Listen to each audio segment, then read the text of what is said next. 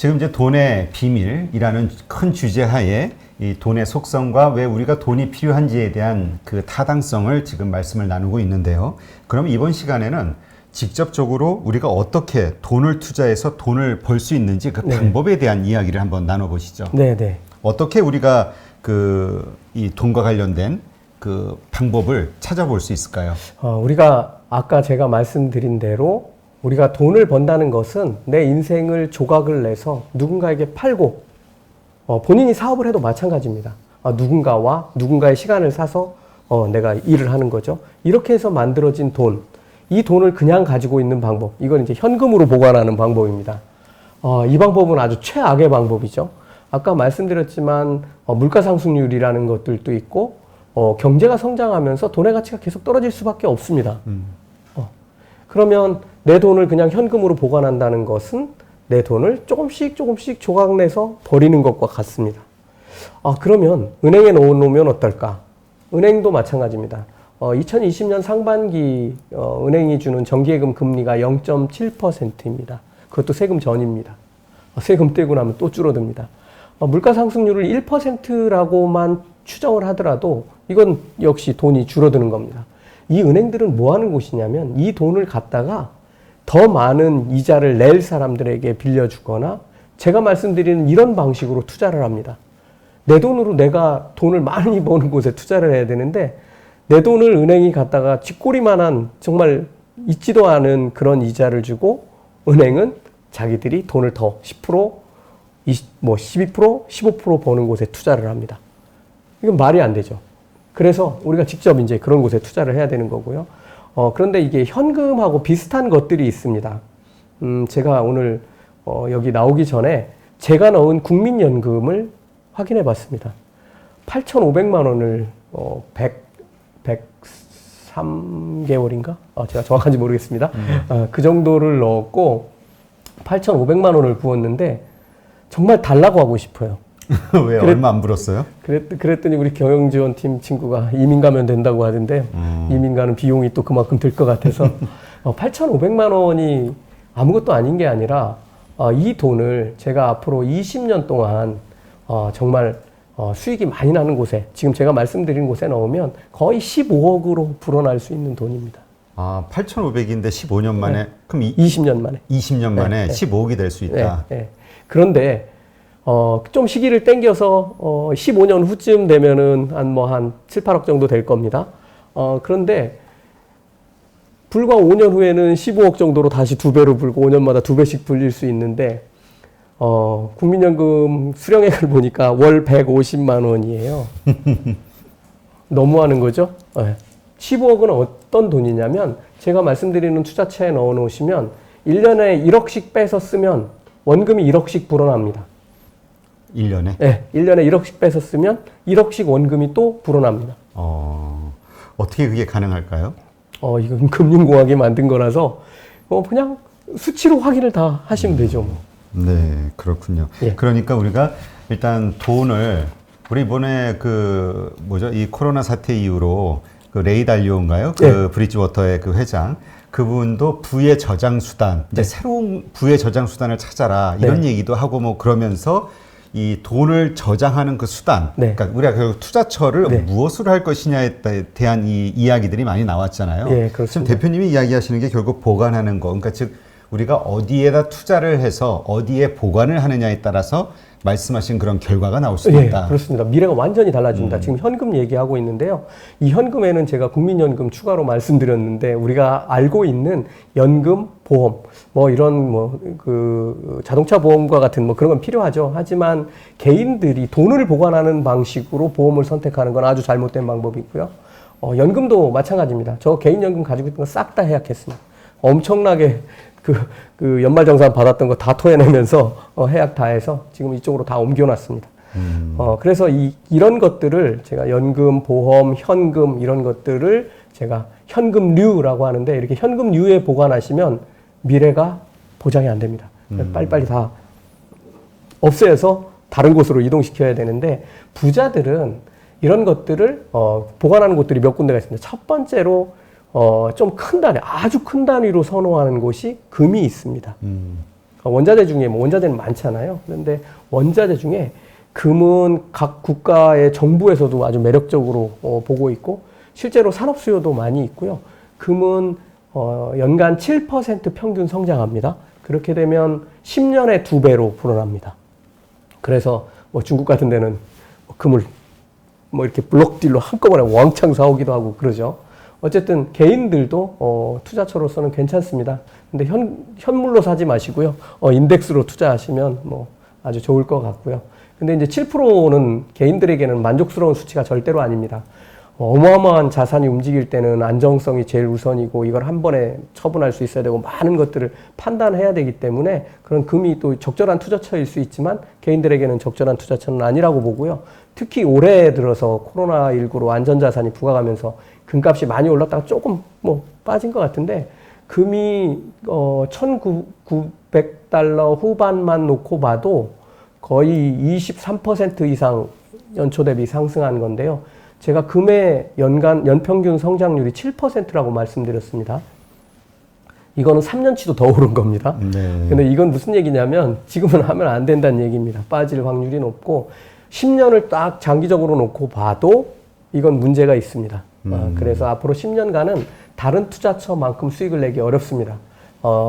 금값 2차, 3차 폭등 얘기하시는 분들도 있는데 절대로 그런 일 안 생깁니다. 왜 그러냐면 그렇게 되면 각 정부에서 가지고 있는 금도 나올 거고요. 많은 금들이 튕겨져 나올 겁니다. 네. 그다음 네. 근데 이제 정말 말씀하신 것처럼 레이 달리오도 현금은 쓰레기다 뭐 이런 표현까지 했잖아요. 가치가 점점 떨어지니까. 그래서 투자하는 게 정말 중요한데 말씀하신 그런 부분도 있고. 근데 이제 그 한국에도 논란이 많은 것 중에 하나가 이제 부동산과 관련된 버블 논란이죠. 네. 부동산. 근데 미국 쪽도 좀 이상한 분위기가 있다 이러는데 어떻게 보시나요?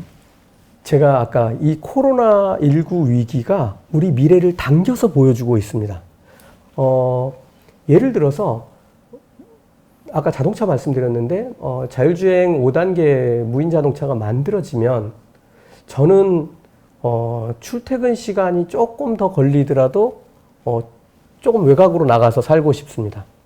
자면 되니까요. 차에서 자거나 뭐 공부를 하거나 딴짓을 할 수가 있는데 오로지 운전만 해야 되니까 이게 너무 피곤한 거예요. 그리고 계속 가다 서다 반복하고 내가 운전이라는 뭔가 조작하는 일을 계속 해야 돼서 그런데 어쨌든 이게 더 나아가서 만약에 드론 택시를 타고 계속 출퇴근할 수 있는 상황이라면 이거는 좀 더 멀리 나갈 수 있을 것 같습니다. 그런데 지금은 그게 잘 안 되니까 어떻게 하느냐면 사무실이 빠져나가는 겁니다. 예를 들면 여의도에 다 모여 그러다가 그러지 말고 재택을 할 수 없는 상황이니 근처에 작은 사무실에 너네들 셋이 모여서 일해. 이런 게 얼마든지 되는 겁니다. 아, 재택근무보다는 그 어떤 업무의 특성이나 어떤 이런 것 때문에 지역별로 소규모 사무실로 분화가 된다. 네네. 지금 대기업들 요번에 그 직장 폐쇄되는 곳들이 많아서 실제로 그런 일들을 많이 하는데 정말 잘합니다. 집에서도 잘하고 그리고 그런 소규모 사무실들, 특히 대기업들은 네트워크들이 쫙 있으니까 그쪽 사무실들 서로 활용하는 겁니다. 네. 지금 그런 현상들이 지금 보여지고 있는 거고요. 결국은 주거지가 이동하게 될 겁니다. 네, 그래서 이제 부동산에 문제가 생기는 건데 이런 일이 아니어도 아까 제가 말씀드렸지만 그보다는 근본적으로 인구에 관련된 문제가 조금씩 생겨나고 있다는 거. 우리나라는 10년 내에는 큰 문제가 되지는 않을 것 같아요. 이런 그 상업용 부동산이 아니라면. 그런데 일반 그런 아파트와 같은 공동주택에도 10년 후에는 문제가 생길 것 같다는 판단이 듭니다. 네, 그렇군요. 그러면 이번에 원자재, 우리가 이번에 그 원유 ETN인가요? 투자로 상당히 논란이 많았었죠. 네. 이 원자재 그 투자하는 이런 것도 뭐 괜찮다라고 이야기하시는 분도 있고 또 어떤 분은 또 변동성이 너무 심하기 때문에 전문가가 아니면 들어가면 안 된다 이런 얘기도 있고요. 네, 전 후자입니다. 왜 그러냐면 제가 지금 설명을 드리는 제 얘기를 듣고 계신 분들은 전문가 분들도 계시겠지만 아니신 분들이 대부분이니까요. 그런 방법보다는 저는 제일 중요한 게 위험을 최소화하는 겁니다. 그리고 최대로 수익을 낼 수 있는 곳에 투자하는 거죠. 그런 면으로 보면 사실 돈이 많은 분들은 부동산도 고려 대상입니다. 하지만 돈이 적다면 고려 대상이 아닐 확률이 엄청나게 높고요. 원자재는 더더욱이 아니고요. 원자재 중에 금이 하나 있었는데 이게 지금 올해 깨졌습니다. 너무 오르는 바람에. 그래서 저는 이제 마지막 방법, 회사에 투자하는 방법을 말씀드리고 싶은데 회사에 투자하는 방법은 두 가지가 있습니다. 하나는 주식에 투자하는 건데 이거는 뭐 우리가 보편화된 방법이고요. 또 하나는 채권에 투자하는 방법이 있습니다. 채권에 투자하는 거는 사실 주식만큼 제가 설명드릴 주식만큼 벌 수가 없습니다. 이거는 뭐 국가 간 거래도 많고 기업에서 투자하는 것들도 많고 그러기 때문에 사실 개인들이 이거를 이해하고 투자해서 돈을 많이 벌 수 있다는 거는 거의 불가능에 가깝다고 보고요.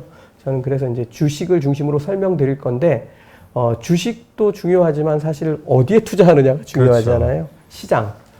그런 시장이라는 측면에서 보면 저는 신흥국도 아니고 우리나라도 아니고 베네수엘라도 아니고 최고의 시장으로 가야 된다고 봅니다. 경제가 아주 잘 돌아갈 때는 더더욱이 최고의 시장으로 가야 되고요.